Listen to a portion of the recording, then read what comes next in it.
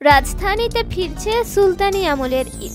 দোরগড়ায় করা নাড়ছে পবিত্র ঈদ উল ফিতর। প্রিয়জনের সঙ্গে ঈদ উদযাপন করতে এরই মধ্যে ঢাকা ছাড়তে শুরু করেছেন অনেকেই। তবে ঈদে যারা ঢাকা থাকবেন তাদের অনেকেই ঘরে বসে অলস সময় কাটান, ফলে ঈদ উৎসবের আমেজটা যেন সেভাবে জমে ওঠে না।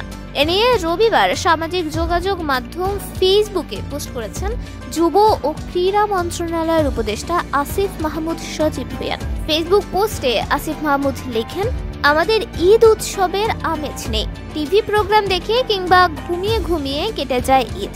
ঈদের জামায়াত ছাড়া কালেকটিভ কোনো কর্মসূচি নেই। এবারের ঈদকে নগরবাসীর জন্য আরো সুন্দর করতে আমরা কিছু উদ্যোগ নিয়েছি। ঢাকার ঐতিহ্যবাহী ঈদ মিছিলের বিষয়ে আমরা কম বেশি সবাই অবগত আছি। সুলতানি আমলে, পরবর্তীতে ব্রিটিশ আমলেও ঈদ মিছিলের আয়োজন করা হতো। এই সংস্কৃতিকেই এবার থেকে রিভাইভ করার উদ্যোগ নিচ্ছে ঢাকা উত্তর সিটি কর্পোরেশন। তিনি আরও লেখেন, এই উদ্যোগের অংশ হিসেবে চীন মৈত্রী সম্মেলন কেন্দ্রের পাশের মাঠে ঈদের জামায়াত হবে।